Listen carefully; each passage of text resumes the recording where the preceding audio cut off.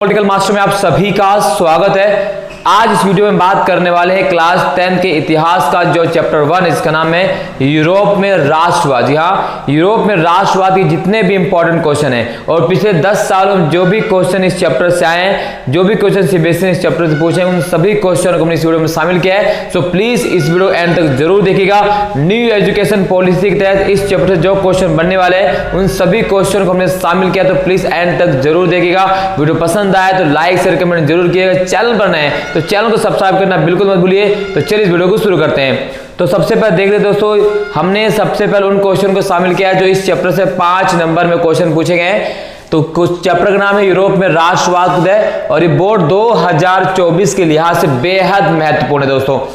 सो पहला क्वेश्चन जो पूछा गया कि भाई नेपोलियन के उदय को कैसे समझा जा सकता है। सीबीएसई 2020 और 22 में इस क्वेश्चन को पूछा गया था। नेपोलियन, जैसा आप सभी को पता है भाई, नेपोलियन जो 1804 में जो है सम्राट बनता है, उसके बाद नेपोलियन जो है नेपोलियन के द्वारा वहां पर एक नेपोलियन कोड ऑफ कंडक्ट को जारी किया जाता है। तो वो सारे क्वेश्चन आप स्क्रीन पे देख सकते हैं। ये इसका कंप्लीट उत्तर यहाँ पर दिया हुआ है।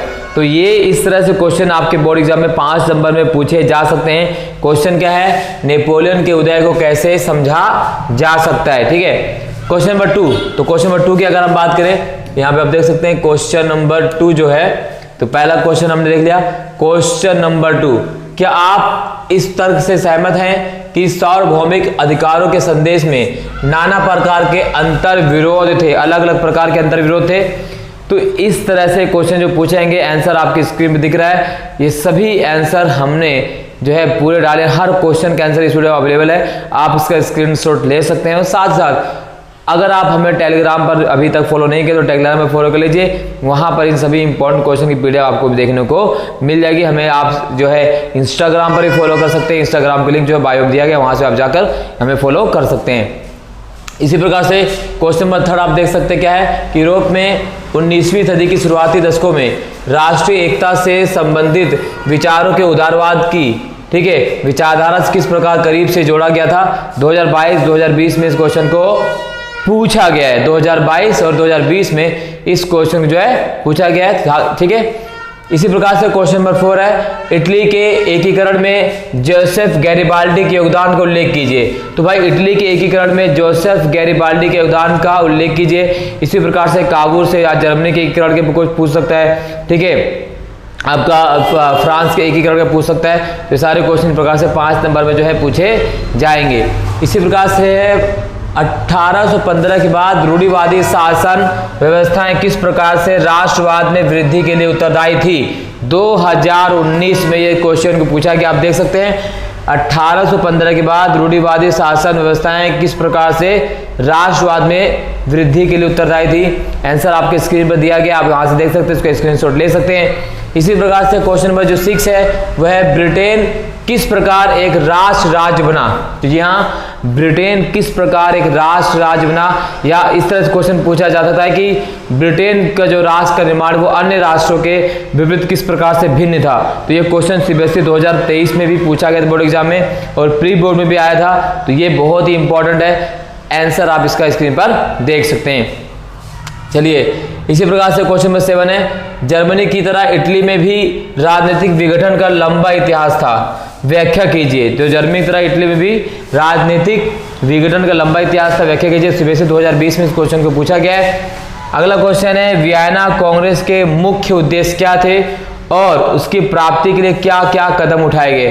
तो वियना कांग्रेस का मुख्य उद्देश्य क्या था। तो आप सभी बताएं भाई, वियना कांग्रेस की जो मीटिंग हुई थी वो 1815 बुलाई गई थी। इसके जो चांसलर थे, इसके जो अध्यक्ष थे, वो थे ड्यूक मैटरनिक। नेपोलियन द्वारा जो भी कदम उठाए गए थे, नेपोलियन द्वारा जो भी चीज़ें, नेपोलियन कोड ऑफ कंडक्ट में जो भी चीज़ें लागू की गई थी उसको दोबारा से समाप्त कर दिया गया।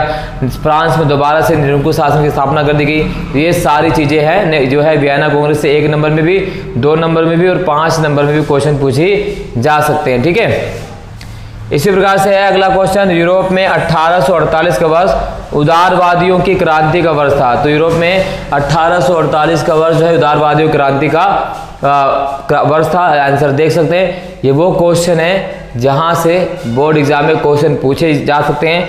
ये पहले पूछे जा चुके हैं और भी पूछे जा सकने की संभावना है। आप सभी बताए द पॉलिटिकल मास्टर उन्हीं क्वेश्चन को लेकर आता है जहां से क्वेश्चन आते हैं, और मैं हमेशा से गारंटी देता हूँ भाई जो हमने इंपॉर्टेंट क्वेश्चन की सीरीज बनाई है उसी में से ही क्वेश्चन आते हैं। आप पिछले रिकॉर्ड को भी आप देख सकते हैं, ठीक है, हमारे चैनल पर अवेलेबल है सारी चीजें। चलिए अब कुछ और जो है 1 नंबर 1 वर्ड वाले क्वेश्चन उनके भी देख लेते हैं क्या क्या क्वेश्चन है, ठीक है। इस तरह देख सकते हैं सारे के सारे वो क्वेश्चन हैं जो पहले भी पूछे जा चुके हैं। ऐसा नहीं कि ये पूछे नहीं, ये सभी क्वेश्चन सीबीएसई 2019, 18, 17, 16, 15, 14 हर जो है एग्जाम इसको पूछा गया है। तो यहाँ देख सकते हैं पहला क्वेश्चन क्या है, 1804 की नागरिक संहिता का नाम लिखिए। तो 1804 की नागरिक संहिता का नाम लिखिए जिसने फ्रांस में कानून के समक्ष बराबरी और संपत्ति के अधिकार को सुरक्षित बनाया। तो उस नागरिक संहिता का नाम था नेपोलियन कोड ऑफ कंडक्ट। क्या था? नेपोलियन कोड ऑफ कंडक्ट उस आचार संहिता, उस नागरिक संहिता का नाम था, ठीक है। इसी प्रकार से क्वेश्चन पूछा गया किस राष्ट्र को सरायुं के क्रांतिकारी तिरंगे से पहचाना जा सकता है। तो वह किस राष्ट्र को सरायुं के क्रांतिकारी तिरंगे से पहचाना जा सकता है? तो है फ्रांस। वो कौन सा राष्ट्र है? तो वह राष्ट्र है फ्रांस। तो फ्रांस, ठीक है ना। तो किस राष्ट्र को सरायुं के क्रांतिकारी तिरंगे से पहचाना जा सकता है? तो है फ्रांस। अगला क्वेश्चन है बिस्मार्क ने किस नीति का पालन करते हुए जर्मनी के एकीकरण में सफलता प्राप्त की।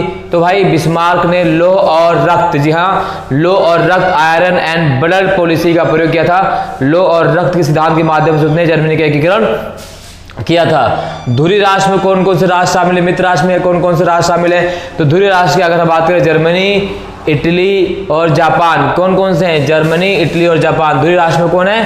तो यहां देख सकते हैं जर्मनी, इटली और जापान जो है धुरी राष्ट्र में। इसी प्रकार से अगर मित्र राष्ट्र की बात करें तो मित्र राष्ट्र में कौन कौन सा है? तो भाई यहाँ पर रूस या आप यूएसएसआर कह सकते हैं, ठीक है, यूएसए, ठीक है, और आपका ब्रिटेन। तो ये है मित्र राष्ट्र वाले देश। अगला है उस संधि का नाम लिखिए जिसके अंतर्गत यूनान को एक स्वतंत्र देश माना गया। तो है कुस्तुतुनिया की संधि। कुस्तुतुनिया की संधि के माध्यम से यूनान को एक स्वतंत्र राष्ट्र माना गया। 1832 में इस संधि की जो है की गई थी। इसी प्रकार से है 1867 में किसके नेतृत्व में स्वयंसेवकों की एक सेना पेपल राज्यों से लड़ने के रोम गई जो इटली के एकीकरण में अंतिम बाधा थी। तो है गैरीबाल्डी के नेतृत्व में। जंकस कौन थे? तो प्रसा में जंकस बड़े भूस्वामी थे। तो बड़े भूस्वामियों को जंकस कहा जाता था। बड़ी यूरोपीय शक्तियां अपने आप में अफ्रीका का विभाजन करने के लिए कब और कहां एकत्रित हुई? तो वो है 1885 बर्लिन में एकत्रित हुई, ठीक है। चलिए नेक्स्ट क्वेश्चन देखते हैं।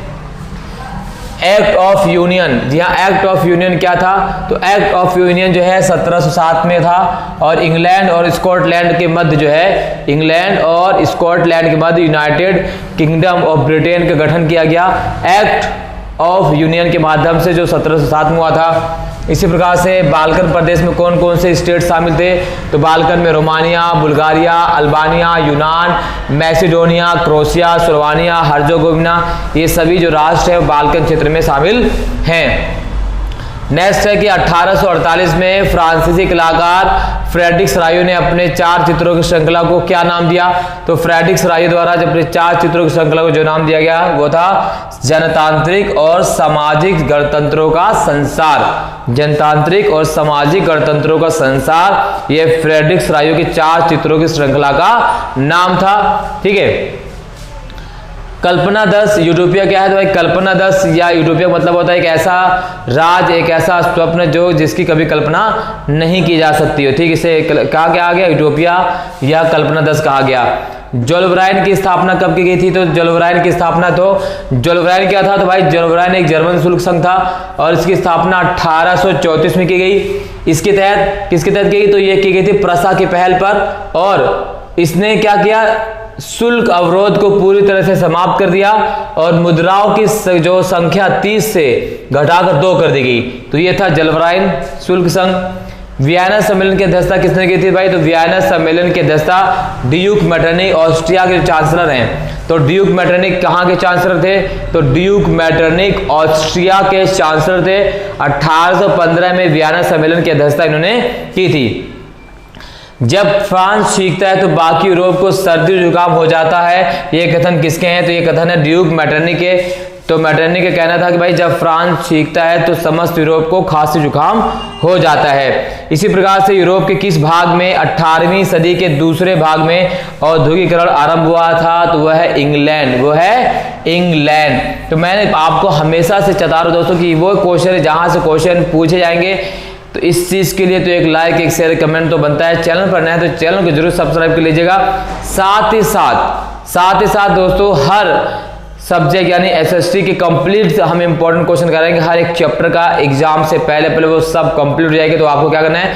चैनल को सब्सक्राब कर देना, बेल आइकन को प्रेस कर देना है। और बहुत सारे बच्चे दोस्तों ये मुझसे पूछते रहते हैं कि सर कौन से सैंपल पेपर को परचेज करें, तो मैं उनसे बार बार कहता हूं कि आपको पहले बता देगा एक सैंपल पेपर जो बहुत इंपॉर्टेंट है वो है एडुका जोन का सैंपल पेपर। जी हाँ, एडुका जोन का सैंपल पेपर आप परचेज कीजिए।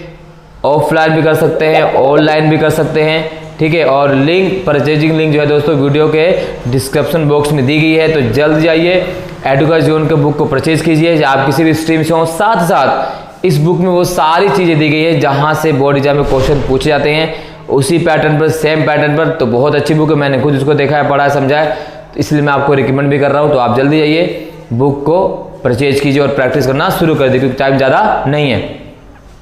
अब आते हैं अपने टॉपिक पर, ठीक है। नेक्स्ट, 1815 में नेपोलियन की हार के बाद यूरोप में मुख्यतः किस प्रकार की सरकार का चलन था?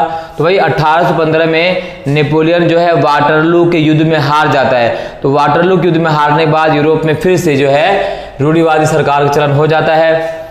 ब्रिटेन, रूस, प्रसा और ऑस्ट्रिया ने मिलकर नेपोलियन को हराया था। तो कई बार क्वेश्चन पूछा जाता है भाई नेपोलियन को किस ग्रुप ने मिलकर हराया था? तो उसमें ब्रिटेन शामिल थे, रूस शामिल था, प्रसा और ऑस्ट्रिया ने मिलकर जो है नेपोलियन को 1815 के वाटरलू के युद्ध में हरा दिया था। और नेपोलियन का कोड ऑफ कंडक्ट क्या था? नेपोलियन की जो आचार संहिता है, यहां से भी 2 नंबर में, 3 नंबर में क्वेश्चन पूछा जा सकता है, तो उसको भी आपको करना है। जर्मनी की एकीकरण की प्रक्रिया का जनक कौन था? तो जर्मनी की एकीकरण की प्रक्रिया का जनक है ऑटो वन बिस्मार्क। जहां लौ और रक्त की पॉलिसी इसी द्वारा शुरू की गई थी। अगला है 1816 में एकीकृत इटली का राजा किसको घोषित किया गया? तो वो घोषित किया गया था विक्टर एमेनुअल द्वितीय को घोषित किया गया था। इटली के राज्यों में किसमें इतालवी राजघराने का शासन था? तो वो था सार्डिनिया और पिडमोंट में। यंग इटली और यंग यूरोप की स्थापना किसने की थी? तो वह है Joseph Mazzini. Most important. Vande Mataram गीत किसने लिखा? तो बंकिम चंद्र चट्टोपाध्याय। 1871 में जर्मनी का प्रथम सम्राट कौन था? विलियम प्रथम। कौन सा झंडा फ्रांस के पूर्व शाही झंडे के स्थान पर चुना गया? तो है पीला झंडा।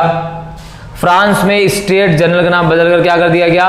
तो फ्रांस में स्टेट जनरल का नाम बदलकर नेशनल असेंबली कर दिया गया, ठीक है।